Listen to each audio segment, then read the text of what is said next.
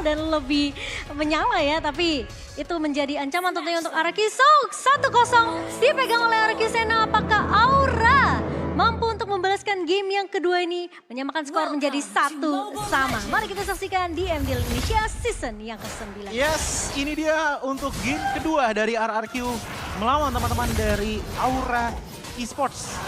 Yang tadinya di game pertama ada Fanny, namun kurang efektif. Namun sekarang RRQ lihat bahkan Ido udah mulai mengganggu. Oh, masih tetap bisa diambil oleh Diambil. Fabian. Oke, masih bisa diamankan ya sama Fabian. Untungnya tidak tercuri dan Idok cukup respect tentunya. Dengan situasi yang dimana dia memang agak sedikit ditinggal sendirian tadi untuk mengganggu ke arah purple, tapi memberikan informasi ke arah Ians. Dan Ians pun langsung memberikan informasi yang sama bahwa ada keberadaan dari seorang Chrisphobia. Di area bawah, Toy harus sedikit bersabar tentunya melawan dengan Cloud yang memiliki poke damage yang cukup mengganggu juga dengan Cloud ini. Kali dia punya Battle Mirror Image, jadi tidak mudah untuk Toy mencoba untuk mengganggu ke arah Iron City sendiri. Dan untuk karya yang diambil oleh Toy ini sih lebih ke arah sustain-nya dengan udah ngambil ke arah Festival of Blood. Jadi kalaupun emang dia mau ngisi darah itu bukan dari Little Intention ataupun Impure Rage, tapi ngambilnya dari ya Spectre Save dikit-dikit gitu, Phantom Save dikit-dikit, dapetin ke arah Oh, ini masih cukup mengganggu sebenarnya Idok.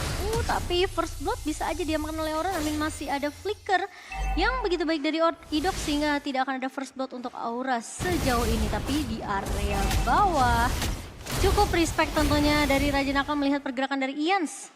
Masih punya Vira Garmor, jadi tidak mudah untuk memain-main RQ juga. Kayaknya harus agak sedikit sabar nih, nunggu level 4. Tapi Toy, one situation di area bawah. Momentum memang sudah digunakan, tapi masih bisa untuk memukul mundur saja. Hanya mencicil-cicil. Ini kayaknya Godland memang harus agak sedikit masing-masing sabar ya satu orang ya. Karena turtle di atas sih Momo. Iya, turtle juga di atas. Jadi ini mungkin untuk tarik ulur aja di area Godland-nya. Tapi Idok bakal coba diusir.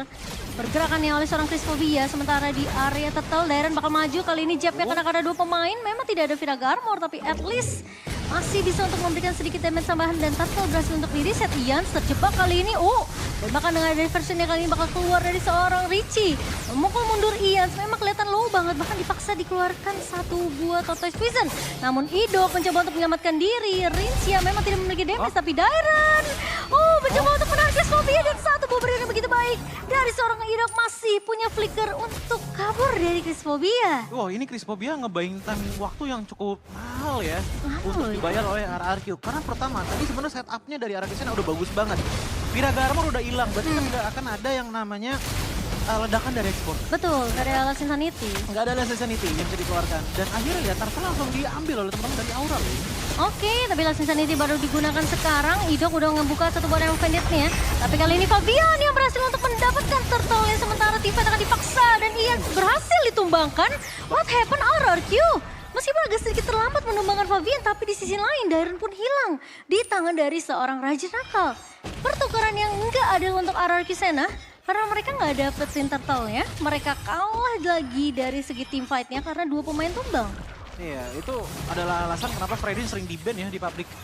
Karena ya balik lagi, Crystal Energy yang dari darah abunya itu kalau semakin banyak, pressure rate-nya makin sedikit. Dan tadi yang itu posisinya darahnya tuh cuman masih ada 40% lah. Si Momo, tapi one hit kill loh langsung. Menghilang itu saja, membuat pertukaran tetap dipegang oleh teman-teman dari Aura Esports. Pressure rate-nya benar sakit Iya. Dan bahkan kayak damage-nya dari Dairen aja itu tadi menurut aku nggak cukup loh itu jab dan heavy left punch-nya. Ya makanya itu ngambil ke arah Paketo mungkin nyari burst power. Idok, I'm offended memang karena ke arah Richie, tapi lihat masih ada satu ball charge dari Chrisphobia yang menahan Idok, di cancel begitu saja sehingga posisi dari Richie masih aman sentosa. Ya berbeda sama di game pertama di mana kalau untuk sekarang RRQ ini lebih ke arah laning masing-masing deh. Kayak ya udah untuk sekarang masing-masing dulu deh gitu kan. Tapi lihat sakit banget.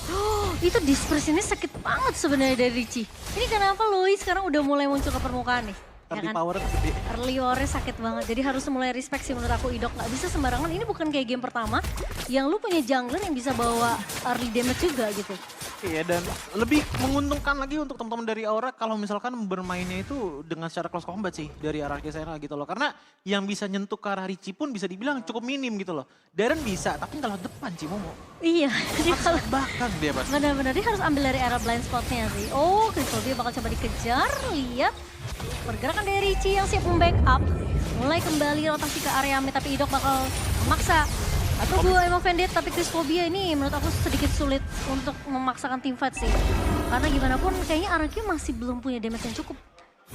Gak cukup dari Lilia doang tuh gak cukup. Lilia ini bener-bener butuh item banget. Toy juga sih dia ngomong. Iya sih, benar. Makanya mungkin metode late game adalah kunci untuk RRQ. Sena, sembari mereka mungkin udah boleh stop ini kali tumbang ya. Karena gimana pun sekarang, Fabian dengan retribution yang begitu on point berhasil untuk mendapatkan turtle yang kedua. Tapi Last Instant ini dibuka ke arah seorang Rincia kali ini. Mencoba untuk mengejar pemain-pemain dari RRQ. Dan itu cukup untuk Aura. Sementara bermain split push dan juga bermain objektif adalah kunci untuk RRQ Sena. Iya, ini pertukaran ya untuk Turtle dan juga ditukarkan dengan Blade Turret. Namun ingat masih ada Pakito juga yang bisa bermain dengan laning jauh. Jadi seperti yang dikatakan oleh si Momo, laning jauh bisa menjadi salah satu potensi dari RRQ Sena. Namun ngelihat dari segi itemization ya, ini dipegang sama Pakito udah ada yang namanya Hunter Strike. Output damage-nya udah mulai bakalan besar. Namun yang menjadi problem utama itu sebenarnya bukan di Chris Phobia ataupun Fabiannya. Iya sih. Tapi zoning out power dari Reja Nakal dengan Last Sanity yang membuat akhirnya RRQ Sena pun agak sulit untuk bergerak walaupun nggak ada sisi. Benar-benar. Area effect tapi yang gede ini. Iya. Dan keberadaannya Richie nih yang harus mungkin diprediksi ya sama pemain-pemain RRQ Sena. Iya. Karena gimana pun mereka punya potensi sebenarnya untuk nge-ganking ke arah Cloud2-nya. Ke arah si Iron Siki. Tapi ingat backupnya juga pasti cepet datang. Kalau misalnya memang Richie punya diversion. Jadi kayaknya Aura punya kesempatan yang besar tentunya untuk bisa membalikan keadaan di game yang kedua. Tapi ya harus bener-bener team fight-nya nih rapi banget planningnya untuk Aura sendiri. Karena kalau sampai diversionnya kalah atau terlambat sedikit, itu bisa jadi pedang bermata dua sih. Iya, makanya sebenarnya kalau kita ngeliat dari Aura ya, salah satu pilar utamanya tuh menurutku ada di tangan dari Richie juga gitu loh. Tapi kalaupun emang dia ditabrak, dia masih punya flicker. Dan dia masih bisa ngebuat slow ke arah teman-teman dari RRQ Sena. Makanya tadi aku cukup setuju dengan pemilihan lapu-lapu tadi kalau Iya, menurut aku lapu-lapu oke sih. Tapi lihat damage sudah mulai berasa dari sisi Aura. Namun RRQ mereka cukup respect tentunya dengan damage yang dimiliki. Di early seperti ini, jadi mereka tidak akan memaksakan keadaan dan mungkin turtle ketiganya bisa jatuh lagi ke tangan Fabian. Karena seperti data yang sudah dibacakan juga sama Choji tadi, memang turtle-nya lebih kuat di tangan dari pemain Aura. Tapi Iron Siki kali masuk dengan satu publishing duet, berhasil untuk menumbangkan Idok. Tapi ternyata Toy akan bermain lebih aman, melepaskan saja sepertinya turret yang kedua. Tapi Richie maju ke depan, dispersionnya memang kena. Tapi sayang sekali tidak bisa untuk menumbangkan Toy. Dan bahkan Fabian dengan perfect turtle untuk Aura. Last Insanity untuk yang ketiga kali dibuka hanya untuk menzoning saja dan mengusir pemain-pemain dari RRQ. 3 lawan 2 Cimomo. Masih tidak kuat untuk teman-teman dari RRQ Sena untuk bisa mengambil ke arah dari Turtle. Oke, Dairen terjebak di area depan. Waltz memang sudah digunakan tapi kali ini masih ada flicker dari seorang Dairen untuk menyelamatkan diri. Ian maju ke area depan, posisi ini memang tertangkap. Tapi damage-nya sakit banget lihat karena Richie dan kawan-kawan bersiap untuk membalikan keadaan dan Ian tumpang dibalikin keadaannya oleh Aura.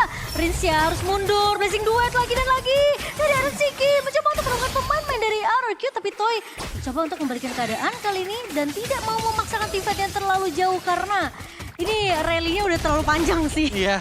Udah terlalu banyak ability dan juga resource skill yang keluar dari kedua belah tim. Sebenarnya sebelum Turtle pecah tadi, ini perbedaan net worth antara Aura dan juga RRQ Sena itu nggak jauh-jauh banget sih Momo. Cuma 400-500 aja dengan perbedaan kill point 1/3.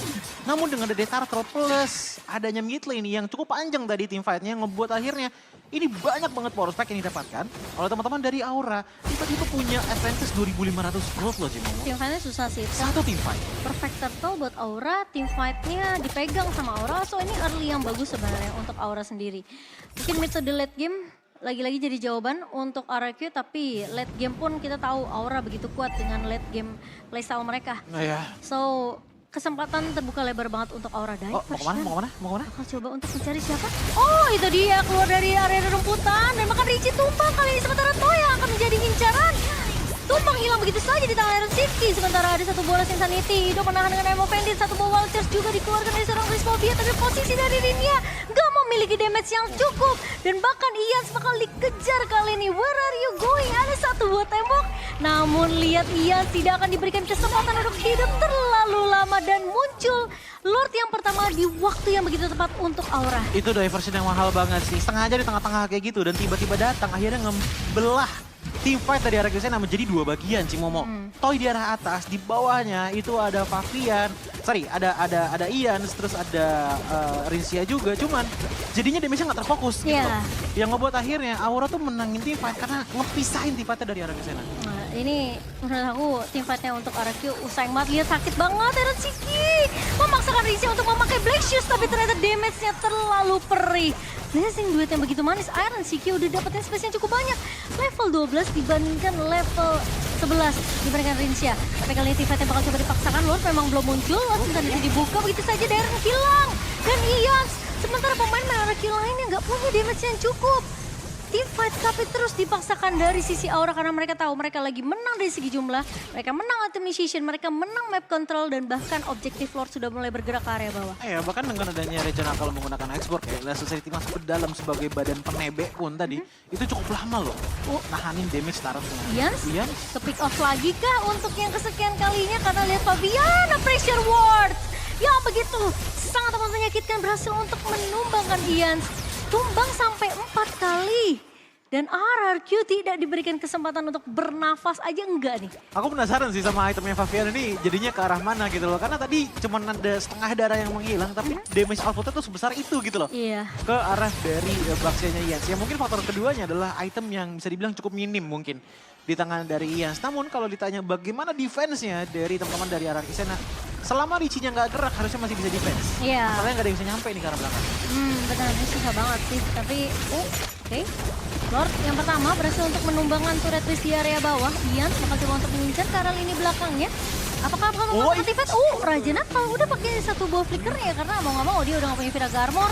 So nggak akan ada Insanity tapi lihat Rinsia mencoba untuk mundur dengan Super Black Shoes. Ada Shiki, Blessing duet lagi dan lagi memporak-porandakan pemain-pemain dari RRQ. Double kill berhasil diamankan tapi Toy tidak berhasil untuk ditumbangkan. Ada dispersion dan ternyata diversionnya berhasil untuk mengejar ke arah seorang Toy.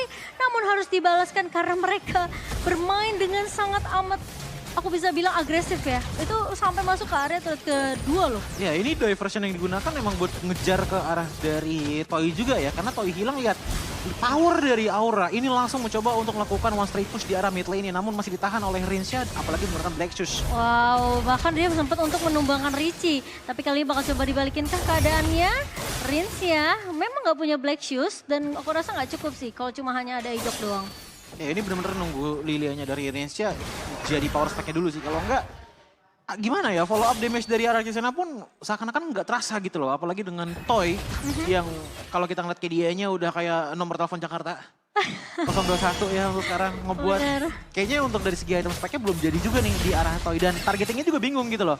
Karena Iron Shiki di saat dia menggunakan BMI ke depan, udah pasti menjadi salah satu threat paling tinggi di tangan dari RRQ Sena. Tapi kapabilitas dari Kari kita tahu biasanya lock on-nya ke arah tanker-tanker di Momo. Iya makanya ya. Ini harus ada item defense sih menurut aku dari untuk physical damage-nya ya. Karena damage-nya Iron City itu udah gila banget. Iya. Sakit banget. Itu dia sekali basing duet. Bubar ya RRQ. Dan yang kena pun ke arah dari Idok ya.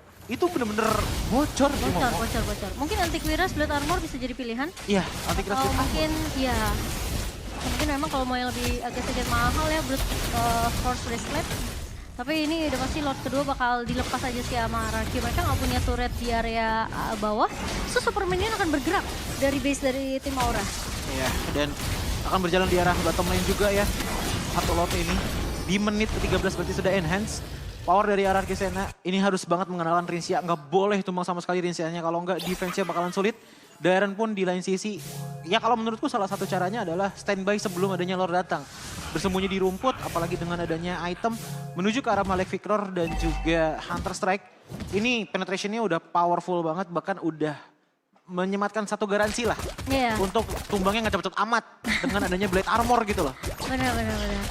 Sementara dari sisinya Iron City udah lengkap banget, ada Malefic. Ada attack speed, ada penetration. Ini udah siap banget sih Iron Shiki. Dan nggak mudah buat RRQ untuk mengincar ke arah belakang. Oke. Jadi aku udah melihat pergerakan dari seorang Ricci di sini sementara. Pecah Immortality dari Crisphobia. Dan sementara tim-fightnya bakal dipaksakan langsung Sanity ke arah belakang kali ini.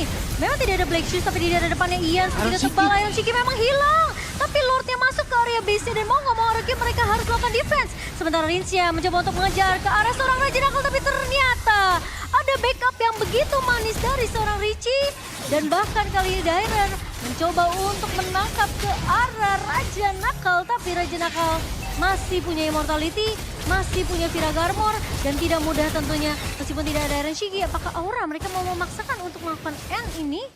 Sepertinya enggak sih. Oh, konsil dibuka, tapi di-detect oleh teman-teman dari RRQ, dan sekarang Dairen mencoba untuk menangkap Chris Phobia. Udah nggak ada wall charge dari seorang Chris Phobia, namun RRQ sana masih diberi kesempatan untuk melakukan defense, dan Aura bermain cukup disiplin. Mereka cukup respect dengan damage yang dimiliki oleh Araki. Nah, Araki sana pun juga sebenarnya sudah mulai menyadari Cimomo bahwa mereka punya potensi di fight sebelumnya. Karena kita bisa melihat ya, itu damage yang diterima oleh Iron Shiki ngebuat Blazing Duet-nya pun nggak bisa bertahan lama.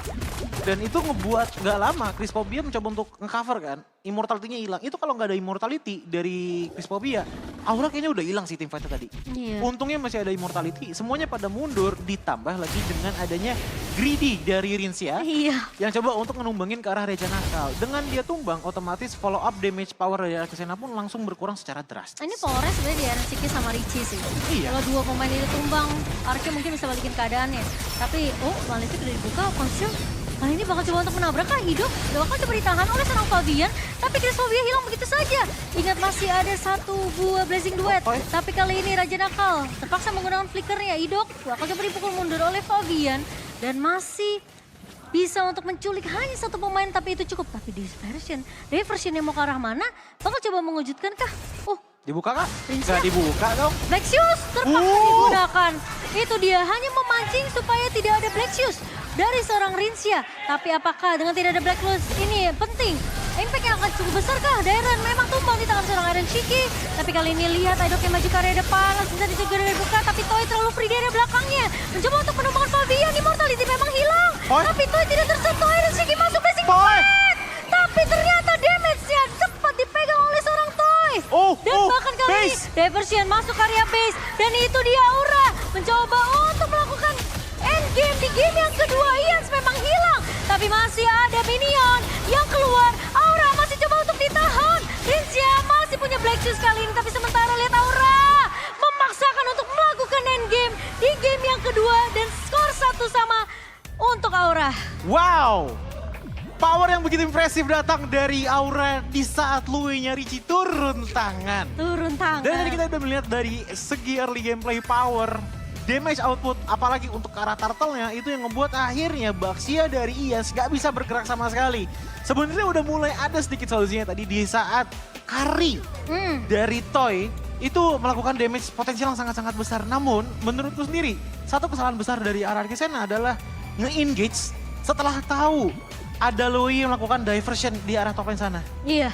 Di arah